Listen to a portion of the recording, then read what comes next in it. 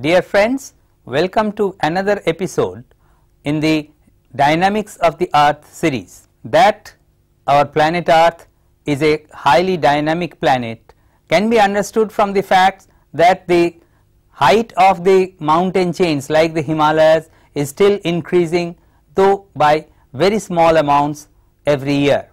It can be understood from the fact that earthquakes occur around the Pacific Ocean throughout the year, and sometimes they cause very huge damages and loss of life. Earthquakes are also distributed along some zones where the destruction is considerable at some intervals.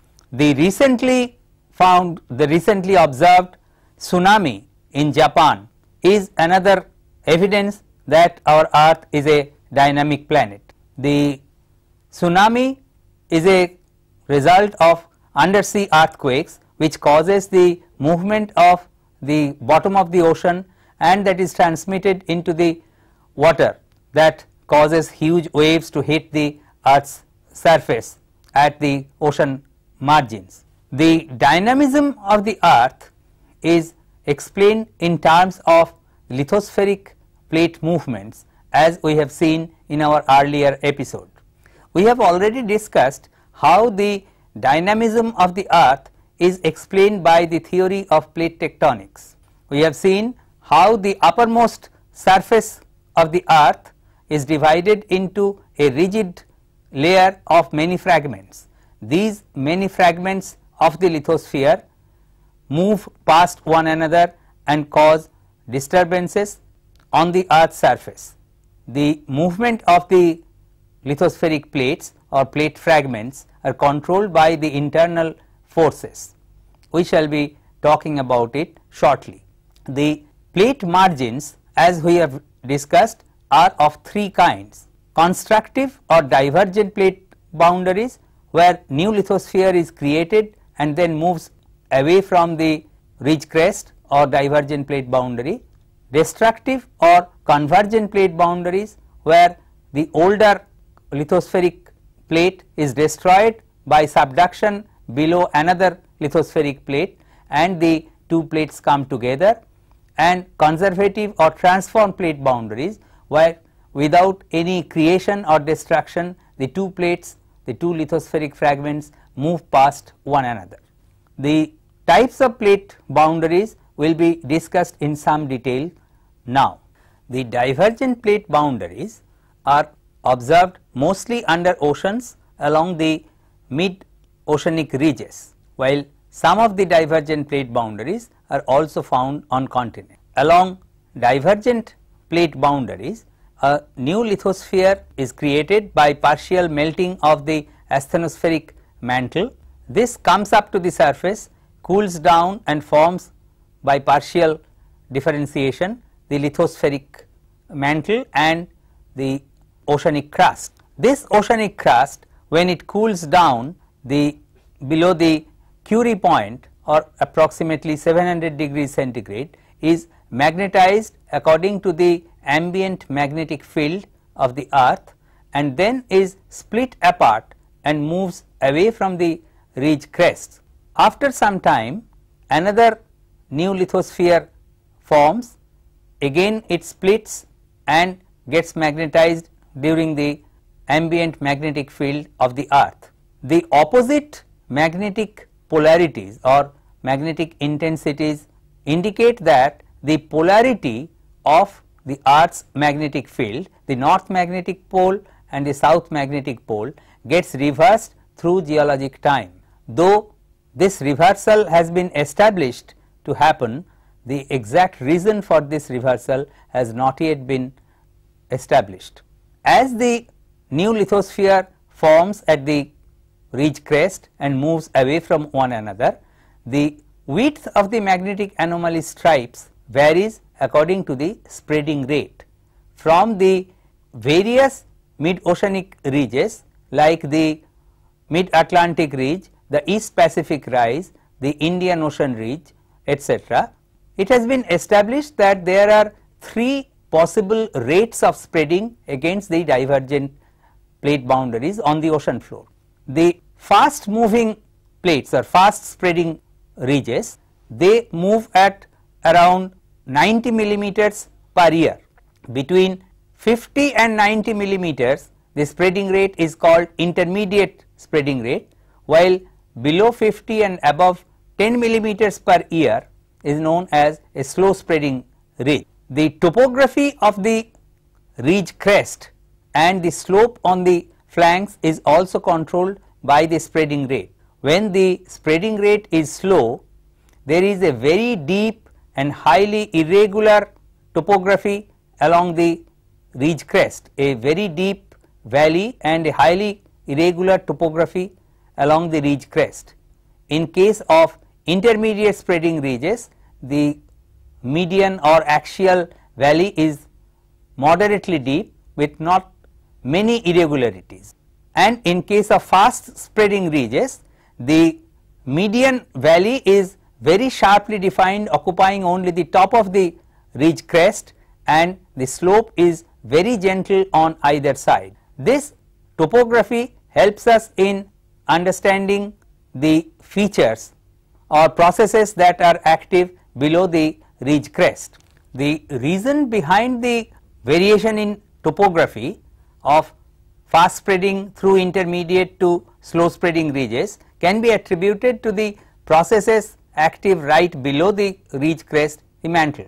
The fast spreading ridges, they generally have a continuous supply of material, while in case of the slow spreading ridges, the supply of material from below the ridge crest is interrupted at times. The divergent plate margins on the ocean floor are also characterized by high heat flows because of the outpouring of the mantle there forming the new lithosphere. They are also characterized by slightly below normal gravity anomalies. The overall balance of the gravity anomaly is more or less uniform over the ocean floor, and these areas are zones of formation of metallic sulfide deposits. We will be discussing shortly how metallic sulfide deposits form on the divergent plate margins on the ocean floor. The divergent margins that occur on continents are similar in tectonic scenario to the mid-oceanic ridges or divergent plate margins on the ocean floor, but their new lithosphere is not created. There are many stages of evolution of continental divergent margins. If we look at the eastern coast of Africa, we will see that there is a intersecting or anastomosing zone where crustal thickening is taking place, and probably the easternmost part of Africa, called the Somalian subplate, will split from the African mainland sometimes in the future and form a sea between the African mainland and this part of the African continent. There are examples of such divergent margins elsewhere that are slowly evolving into ocean basins.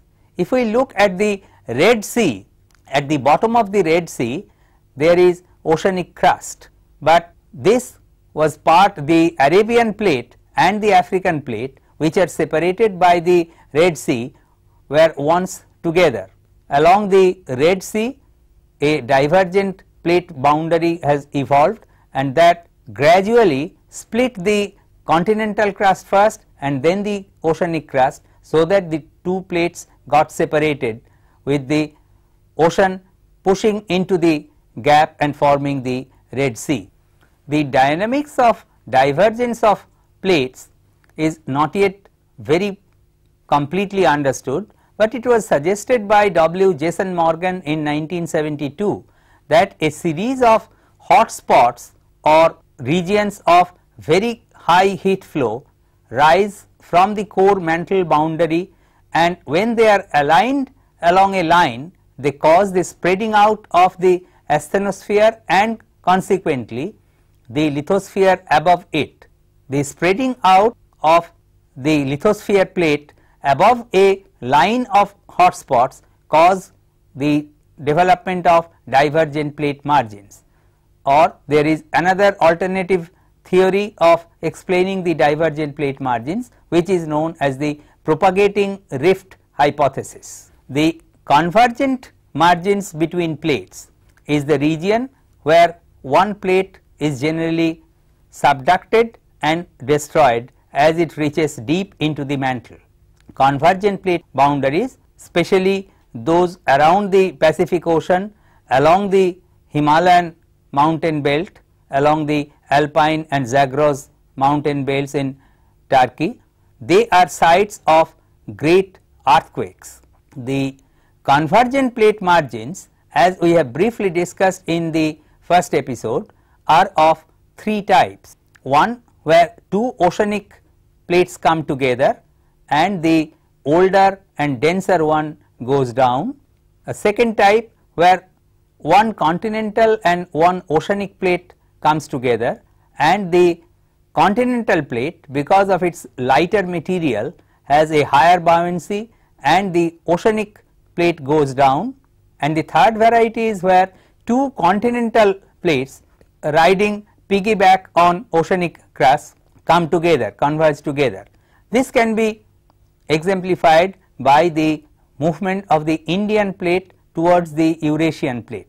Once India was part of the southern supercontinent, the Gondwana land, and then the Indian plate moved northwestward and northward, so that the leading edge of the Indian plate, the oceanic portion, got subducted below the Eurasian plate, and finally the Indian continental part came close to the Eurasian plate and collided. During this collision, the sediments deposited in the intervening ocean, the Tethys Sea, were squeezed up to form the Himalayan mountains.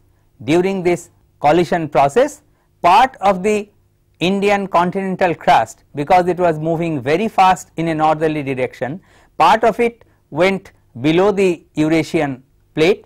However, the buoyancy, the equal buoyancy of the two prevented further subduction, but during this small period of subduction, the thickness of the continental crust north of the Indian plate, below the present day Tibetan region, became very high. The approximately 70 kilometer thickness of the continental crust below the Tibetan region is explained by this fact. Thank you.